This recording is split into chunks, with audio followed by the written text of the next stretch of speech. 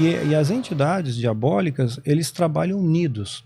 Por isso que eles dividem a igreja. Hoje a igreja está muito dividida. Mas sempre foi assim, né? A igreja dividida. Nunca Pois foi é. uma coisa Não, coesa. não. Na igreja primitiva, se voltar lá no calendário, Sei. a igreja primitiva ela foi forte até é? o ano 300 depois de Cristo. Foi forte, unida para valer. Aí entrou Constantino, em 313 ele lança o Edito de Milão, em 325 ele estabelece o Concílio de Nicéia na Turquia, e ele então começa a deformar os valores. Aí nasceram santos, né, relíquias, mártires, né, aí contaminou os valores. Mas até o ano 300, né, depois de Cristo, a igreja era muito unida. A igreja primitiva era extremamente unida. Se reuniam nas casas, não tinha templo, eram nas casas, né? Paulo, da prisão, ele dava orientação, dava exortação, dava direção, né? Hoje eu tenho ovelhas também. É tudo virtual. Eu, da minha casa, eu consigo dar orientação, exortação. Todo mundo tem meu telefone, tem acesso direto a mim. Então não tem aquela coisa, você não tem acesso ao pastor, tem acesso a todo mundo. Conheço todas as minhas ovelhas, sei o nome, sei a luta, sei a dificuldade, né? Então é um grupo pequeno. Eu poderia ter 30 mil ovelhas, mas eu prefiro ter 200 e cuidar bem dessas 200, né? E acho que se cada um fizesse um pouco assim, de cuidar do rebanho, o rebanho está muito machucado, o rebanho está ferido, né? Está sangrando, então precisa realmente cuidar deles, né? E fortalecer a fé, porque fortalecendo a fé você não precisa ter medo dessas coisas. A luz afugenta o medo, né? Essa paz que transcende o entendimento, ela afugenta o medo. E os demônios, eles trabalham em parceria. Então eles sabem que se a gente ficar junto, unido como igreja, né? Mesmo tendo diferenças, né? Até você falou, e vem um convidado aqui, a gente tem algumas diferenças, mas ó, meus dedos da mão são todos diferentes, eu fecho, formo um punho forte. Então, essas diferenças são pequenas, sabe? A nossa igualdade em Cristo tem que ser maior. O nosso amor tem que ser maior. Quer ver um exemplo de entidade que trabalha junto? No Antigo Egito havia uma entidade Ra, né? E tinha uma entidade Amon. Aí essas entidades se uniram e viraram um tal de Amon-Ra. Ele era o príncipe de Tebas, nasceu na quinta dinastia. Não confundir com Mun-Ra do Thundercats, né? Isso, Mun-Ra. Eu lembro, eu assisti. Espíritos no mundo me transformem nessa forma. Como que é? Decadente de Mun-Ra. Eu lembro do Mun-Ra. Não é da sua época, né? Fantomas. Não, mas eu nunca gostei muito de... Não, eu gostava do Fantomas. Fantomas eu gostava pra caramba também. Muito mais. Mas o Mun-Ra era do Thundercats. Era o Thundercats. Era uma forma que... Sim, formas, sim. Thunder. Pô, então foi baseado nisso, né? Pois é. Amon, como que é? Amon e Ra. É isso. Amon-Ra. Né? E ele foi tão importante que ele surgiu na quinta dinastia, na 18ª, ele tem hieróglifos dele numa tumba de um faraó chamado Tutmés III lá, enchendo a bola do cara. Falou, eu te dou poder, estabilidade, meu nome de Ra e tal. Então eles trabalham unidos. Por isso que eles querem dividir, porque eles sabem que casa dividida não prevalece. Então tem um monte de divisão na igreja. Mas Lúcifer mesmo, ele trabalha, ou ele tem uma porrada de gente que trabalha? Por exemplo, você falou de poderes territoriais, que estava vindo para um anjo para ajudar Daniel, né? Isso, Daniel. E ele teve que combater um príncipe da Pérsia. Existe príncipes, como se fosse... O mundo é como se fosse um grande reino. Existem príncipes, existem...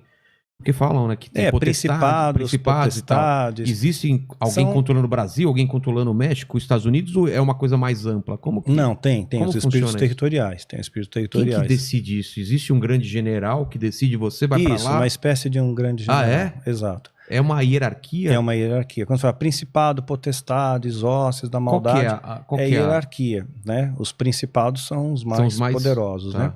Agora, quer ver que nem anjo também tem hierarquia. Tem anjo, arcanjo, querubim, serafim. Exatamente. Tem hierarquia também. E tanto espelha pros demônios também. Sim, tanto é que quando o arcanjo Miguel ele encontra com Lúcifer e ele está disputando o corpo de Moisés, você se lembra dessa história? Não. Né? Como que é a Eles estão disputando o corpo de Moisés. Então, assim, se Moisés ele fosse enterrado, ia virar um local de peregrinação. Sim. Então, o corpo dele foi transladado para o céu. Só que nesse interim, Lúcifer ele quis tomar posse do corpo. Ele quis o corpo, né? E houve uma contenda com o arcanjo Miguel. E o Miguel não repreende Satanás. Ele fala que o Senhor te repreenda. Por quê? Porque na mesma patente. Lúcifer é um querubim, né? E o outro é um arcanjo. Arcanjo não luta com querubim? O querubim é mais poderoso. É uma hierarquia. O arcanjo não está acima do querubim? Não. Quer ver um exemplo? É incontestável. Deus ele manda guardar o caminho para a árvore da vida. Era uma coisa muito preciosa, a árvore da vida. Ninguém pode chegar perto. Quem ele põe? Querubins com espadas de fogo ali. Querubim. Né? É a mesma patente de Satanás. O querubim ungido. Né? Então, é o cara mais sim, poderoso. Os querubins são os mais poderosos. Então ele colocou querubins ali, não colocou arcanjo, não colocou serafins. Mas por que Miguel que venceu? E como que Miguel venceu Lúcifer, se ele é uma patente menor? Porque ele capitaneou um exército. Ah, tá. Sim, ele tem um exército a seu favor. Ele sozinho o Senhor te repreenda. Mas ele tem um exército a seu favor. E a batalha espiritual, se você gosta do lance, né? Vou te contar um exemplo clássico da Bíblia de batalha espiritual. Né? A geração de Moisés pereceu no deserto porque murmuravam, eram reclamões, né? Nada estava bom. Aí a geração... Verdade. Né? Nada, era o hard, né? Nada estava contente, caramba. Os caras eram escravos lá no Egito. Emburrado, né, meu? Escravos, cara. A gente devia ter ficado lá. Eu falei pra você. Pois é, saudade do melão.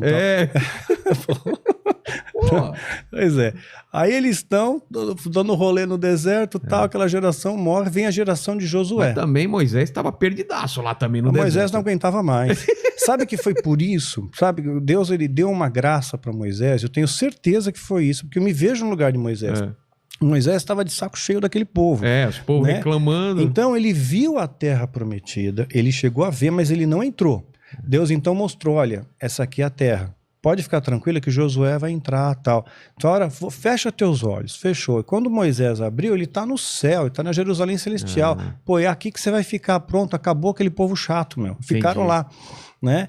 Então, acho que foi um presente para Moisés, né? Foi um presente. Aí Josué, ele está indo para conquistar Jericó.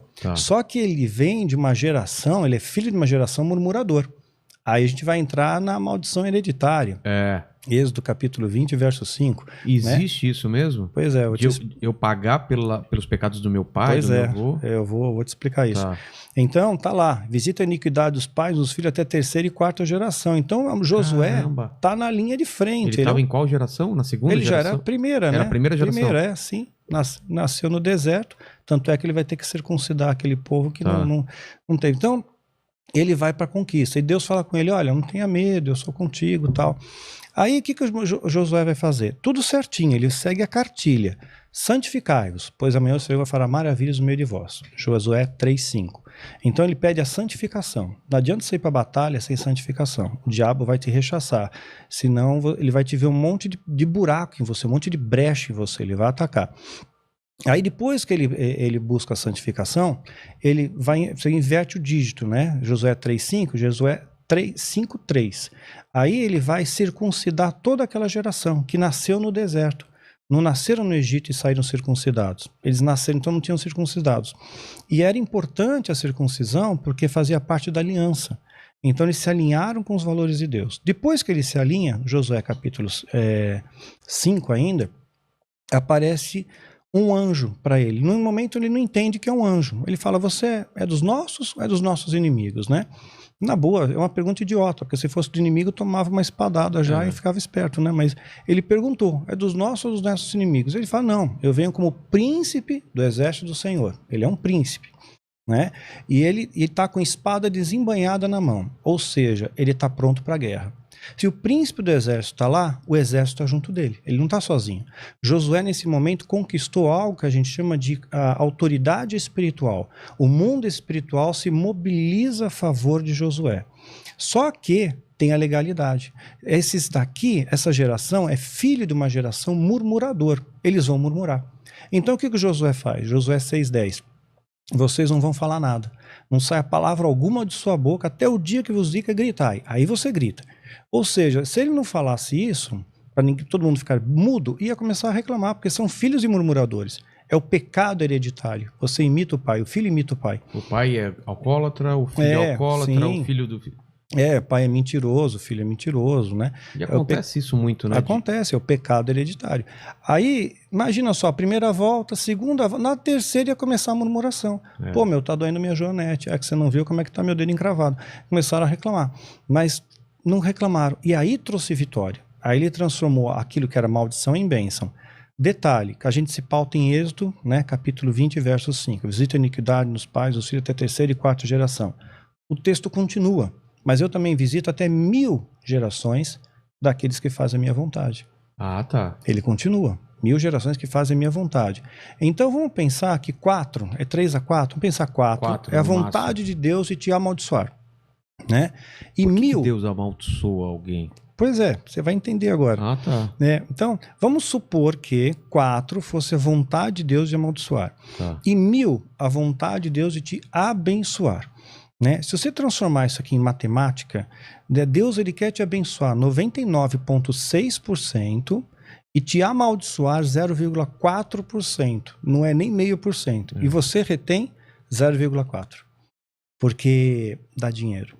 A indústria, existe uma máfia gospel que ganha muito através da maldição hereditária. Ah, é? Ganha, porque dão cursos de maldição hereditária, cobram por ministrações, né? Ganham dinheiro com isso, fazem congressos, por isso ganham dinheiro. Né? Então é uma máquina para ganhar dinheiro.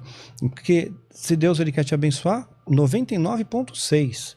E aí se você pegar um texto de Ezequiel 18, a partir do verso 18, está escrito que o pai não levará a maldição do filho e nem o filho levará a maldição do pai. Ué, mas são então textos que são um contra o outro, né? Eles são antagônicos. Parece antagônico, né? Não são? Parece antagônico. Mas esse 0,4% de maldição são para aqueles que herdam o pecado, que continuam o mesmo erro. Né? Então eu visito a iniquidade do pai no filho até a terceira e quarta geração. Se você for iníquo também, se você continuar com a iniquidade, se você perpetuar aquilo, seu pai mentia, você mente. Seu pai murmurava, você murmura. Se você interrompe, isso não acontece. É o que está em Ezequiel 18, de 18 a 22. Né? O filho não levará a iniquidade do pai, nem o pai levará a iniquidade do filho. A maldição do justo cairá sobre ele e a impiedade do ímpio cairá sobre ele. Cada um vai dar conta do seu próprio pecado. Né? Então, é muito claro isso. Deuteronômio também fala isso. Porque senão é uma coisa injusta, né? Eu pagar por por um pecado do meu pai ou do meu avô, coisa que eu nem tive controle sobre isso. Pois mas Deus não é injusto. Então, mas nesse mundo espiritual não é usado isso contra você? Ah, seu pai fez isso, seu avô fez isso, então você está pagando isso. Se você comprar essa ideia da maldição hereditária... Porque se vende essa ideia. Lembra que a Bíblia diz que iam espalhar no nosso meio doutrina de demônios, né, e fariam sinais e prodígios para enganar, se possível, os eleitos? Texto fora de contexto é doutrina de demônio. O diabo ele não precisa mentir. Se você duvidar da verdade, ele já ganhou. Entendi. Né? Então ele deforma os valores. Então, desculpa. Não, ia só concluir um pouco. Pode concluir. Tá? Deuteronômio 30, de 15 a 20, está muito claro. Deus está falando, eu coloco diante de ti a vida e o mal, a bênção e a maldição. Tá. Você escolhe. A escolha é sua. Né? Então o seu livre-arbítrio vai escolher aquilo ali. Deuteronômio 30, de 15 a 20.